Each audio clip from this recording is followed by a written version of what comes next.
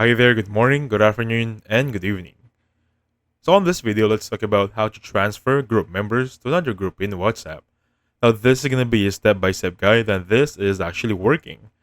So the first thing you want to do right now is check on your Play Store, or if you're using another devices, that will be your Google Play Store, right? On my end, that will be iOS, so that will be App Store.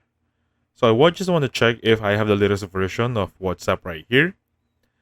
And as you can see right here, it has an update version.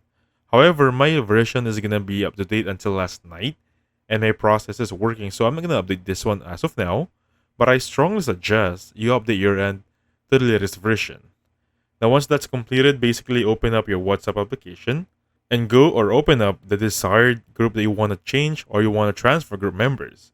As you can see right here, I've just added a sample group. So click on the group name on the upper corner. Lower section right there gives you the option to export the chat.